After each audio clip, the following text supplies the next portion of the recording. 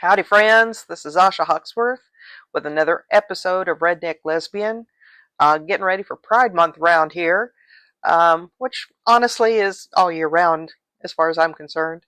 Um, I wrote a song and I put it out on YouTube on my channel there called "I Wasn't Supposed to Be Gay," and that's kind of it sums up my experience in it, and I hope a humorous way. That's the way I like to write, is to be funny if I can. Anyway, I thought I would talk about my coming out experience a little bit. Uh, I've been in a lot of discussions with other queer folks, and a lot of the times I find that most of them, they always knew, from a very young age that they were how they were, who they were, and um, that was not my experience. What I really discovered along my path was that I had to come out to myself. Um, I have some pretty toxic parents, and it was clear to me. I mean, it was unspoken but deeply understood how I was supposed to be, right? Um, we didn't have discussions. They were certainly they're homophobic people, but they didn't, go around saying, "Oh, gay people." This was in the 70s, so and nobody really talked about it as much then. I guess because they figured everybody was in the closet if they were. Um, but they certainly didn't think it could happen to them. Um, but anyway, I totally got the message in an unconscious level, right? This is the way you're supposed to be. You adhere to the guidelines and you'll be fine. If you get out of line, then you're not going to be fine. It's very much a conditional love situation. And I really took that to heart. Now, it's interesting to me because, of course, I had homosexual, you know, experiences as a kid and in my teen years. But, and it was easy for me to write that off. It was easy for me to say, oh, that's just normal experimentation. It's nothing to worry about. You'll grow up. You'll end up with a guy. It won't matter. That kind of thing. And things like the kinds of crushes that I would have on certain women, including Linda Carter, whom I mentioned in the song. Um, Probably my first crush. Love you, Linda. God, what a gorgeous gal. Anyway, uh, these things I just, filed away as inconsequential. Um, I even remember, it's funny to me because I remember I was a big fan of the Sonny and Cher show. Loved them so much. And they'd bring out, at the time, her name was Chastity, so they'd bring out Chastity at the end of the show, all dolled up in, blonde hair and cute. And we're like, I don't know, 14, 16 days apart in age. And I always kind of connected with her, like in some weird way. And so when she came out in the 90s as a lesbian, it's just like, huh, wow, that's interesting. And then, of course, later, of course, she transitioned and is now Jazz Bono. But it's funny how I've kind of followed along with that a little bit. It's always been there in the back of my brain. So, I think I could easily say that my first girlfriend was my best friend starting in elementary school and into middle school. And we were very close. We did have experiences with each other, and I just loved her.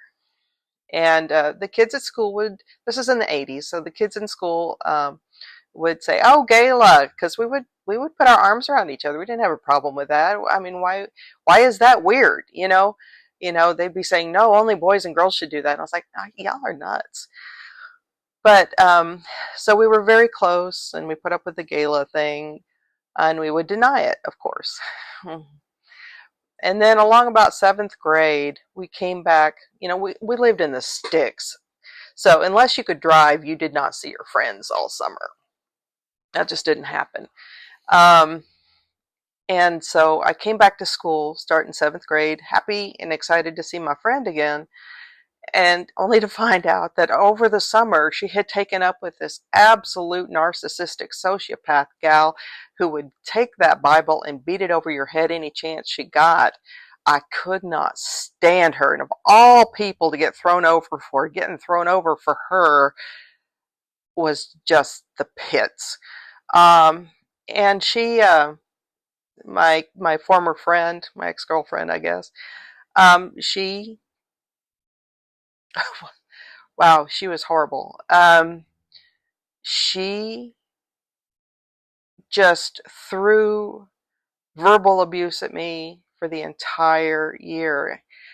And part of me recognized that part of this was that she understood what our relationship was and that she was uncomfortable with it and that she needed to not just cut it off, but to, like, I don't know, spread poison around it or something to really kill it.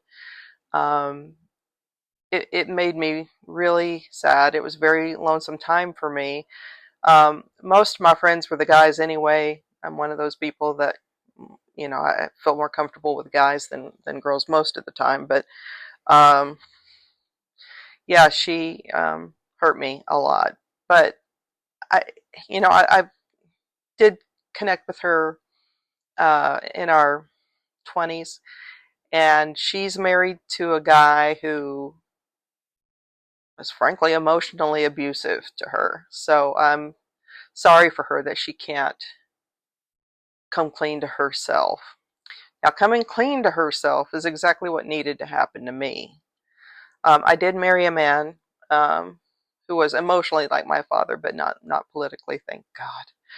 Um, and it's funny, I had an impression at the time. I was like, this is going to last maybe 10 years, 12 at most. And I was like, well, I don't know what else to do, so I guess we're going to get married anyway.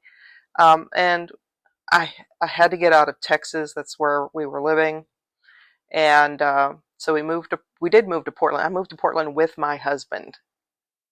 Moved in upstairs over the apartment where my current wife lived.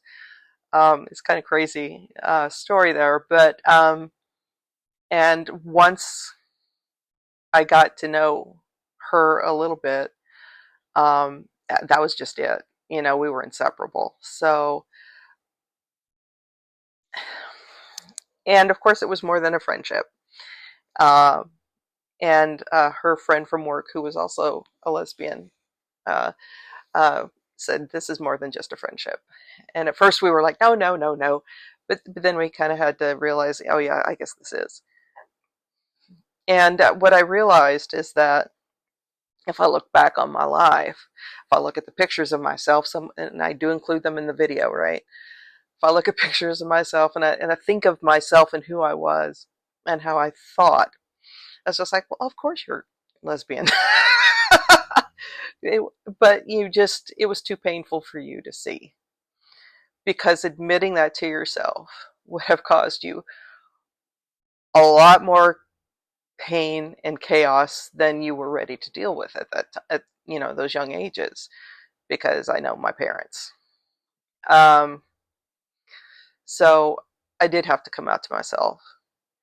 I considered myself an ally, and I realized very quickly that it's a very different thing to be an ally of the LGBTQ community than to be gay yourself.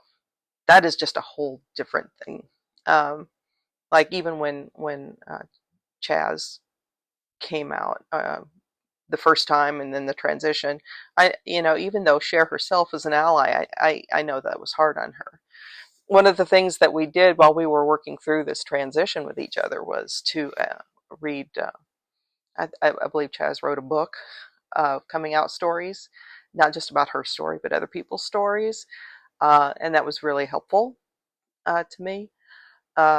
So uh, it was a mind shift, because when you tell yourself a lie your entire life, uh, and then being faced with the truth that that was covering up, it's kind of wild, honestly. Obviously it worked out. Um, Happiest I've ever been. I feel fully like I can express myself now. I have two beautiful children that weirdly I would never have had with my ex-husband.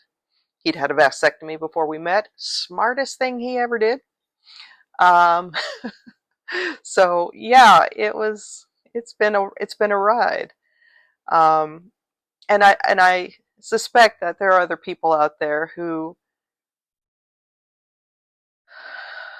tend to hide the truth of themselves because of the painful possible consequences they might face otherwise. I will say that I've known other people, including my ex-husband, whom I thought were probably in the closet, but unaware that they were in the closet, if you know what I mean. So, like, I felt like you're probably actually gay, but just like me, it's too painful to admit it to yourself. So you may never actually do that. I think that happens fairly frequently.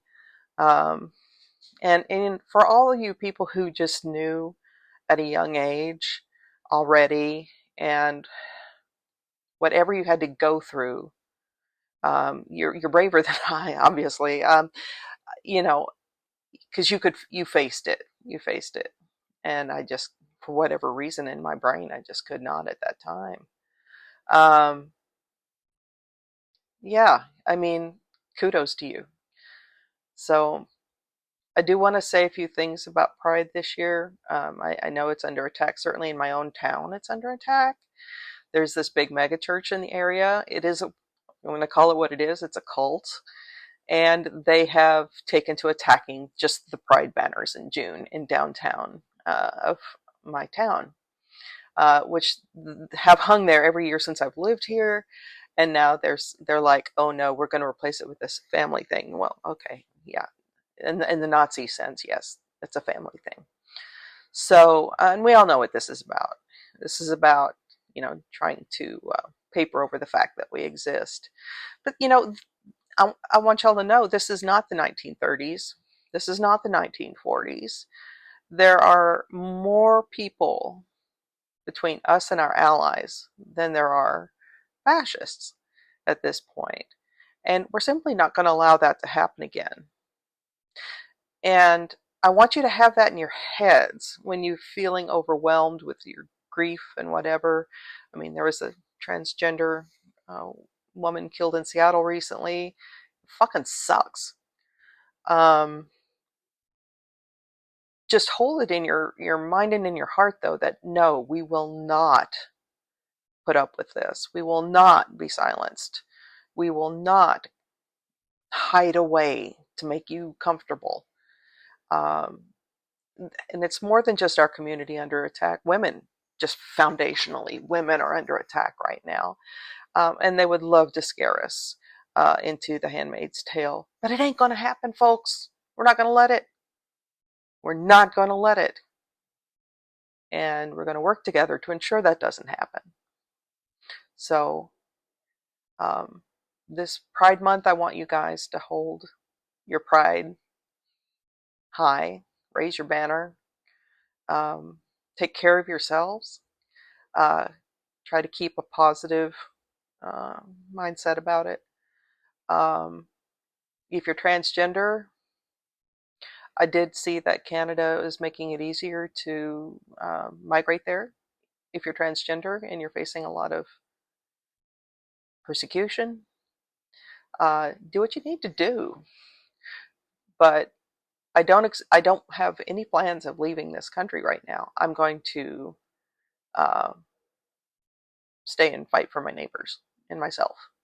So, not to say that I wouldn't if things got bad, but I'm not putting any energy into that. I don't think it will.